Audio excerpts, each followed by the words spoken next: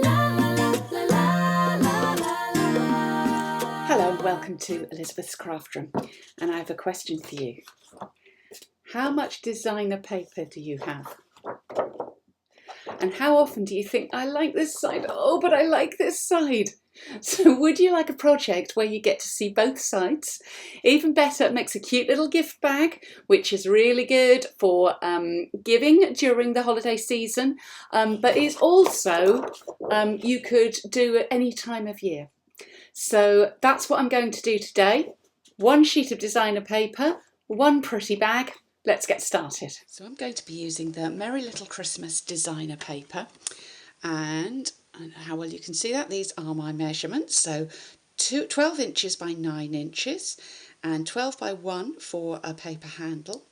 Along the long side we're going to score at 1, 5 1/4, 6 3/4 and 11, and turn and score at 1 1/2 and 7 1/2. So let's go ahead and do that. So this is my 12 by 9 piece, so I'm scoring at 1, at 5 1/4, at 6 3/4 and at 11. And then I'm going to turn and score at 1 1/2 and 7 1/2. There we go. And the next thing I'm going to do is to decide which side I want on the outside of my box. Oh, and they're both really pretty, but I think I'm going to have this on the outside. So I'm going to start off by folding down top and bottom, and then gluing these flaps down. Makes it easier to construct if you've glued them all the way along. So we'll go ahead and do that on both ends.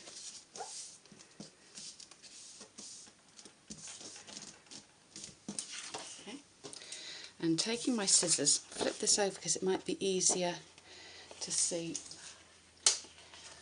I'm having trouble with my lighting today. It's a really gloomy day here in Southampton, England, so apologies with the weird lighting. I'm trying to get the best effect for you. Neither of those I don't think are quite right. Anyway, so we're going to cut little pieces out on those sides. We're just taking a little V on those score lines up to the edge, and then we're going to fold.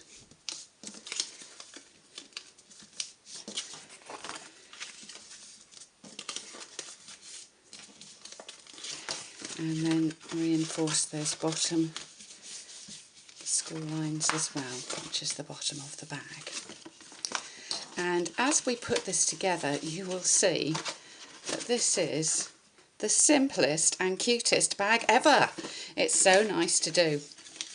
I taught this many years ago, and I was actually looking for a different design in my cupboard of something that I'd made, my templates, and I came across this one and thought, oh, I just love that.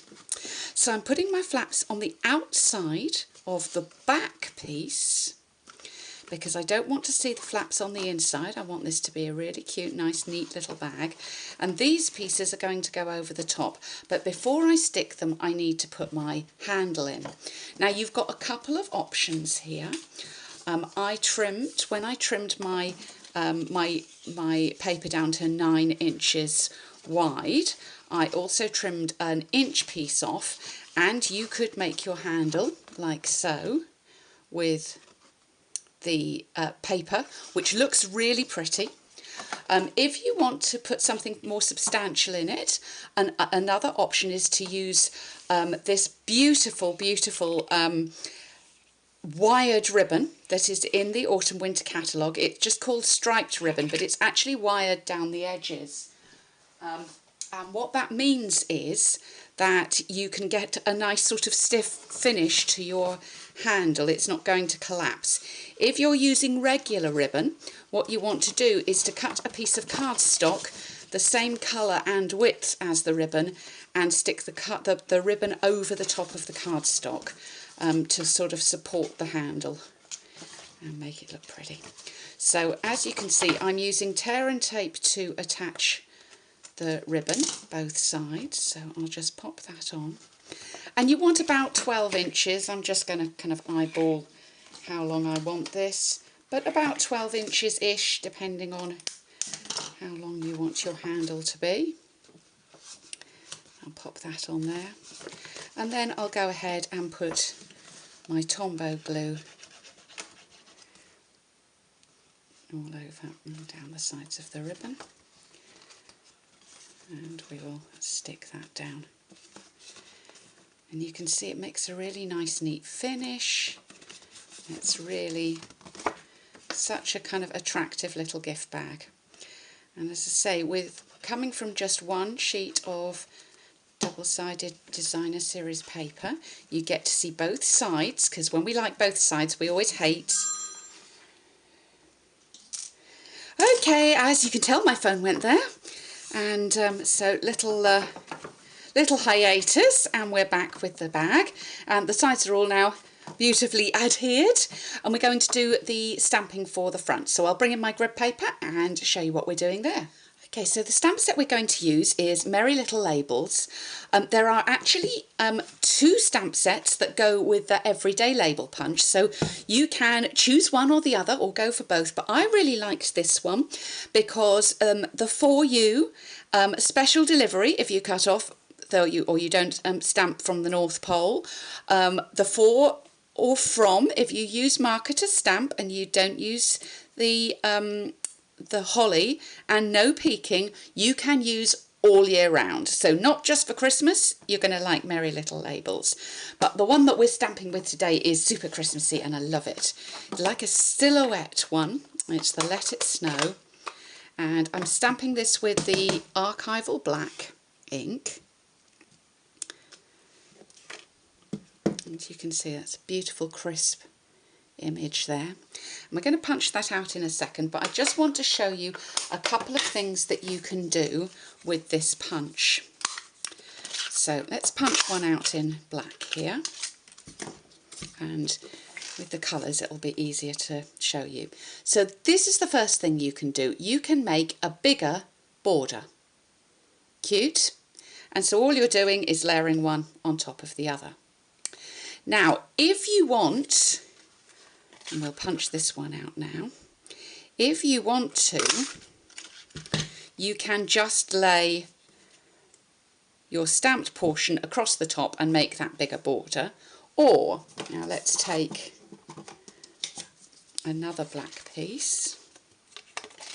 I might use green on this actual project, but just to show you what I mean, what we can do is we can cut that one in half, and we can lay these just offset a little bit, top and bottom, and then lay it on the top. And can you see we then get a border all the way around? You can even cut this one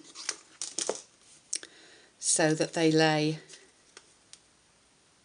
you would just stick them to the back, so that you bring them out a little and make a super large border. Depending on how big you want it, you can kind of adjust that in. So don't disregard your punches as thinking that they're only one layer. You can do extra layers with your punches. So let's do this one, this background actually in green. So what I'm going to do is I'm going to put a little bit of Tombow glue on those 2 pieces. And we'll layer top, whoops, stay still, and bottom. So I haven't got that quite right. I do like that Tombow gives you a little wiggle room so that you can line up and get things exactly where you want them to be. And then I'm going to put some Tombow across there, and we'll go in the other direction. And as you can see, that makes a really nice border, and then we can pop that on the front of our little gift bag to finish it.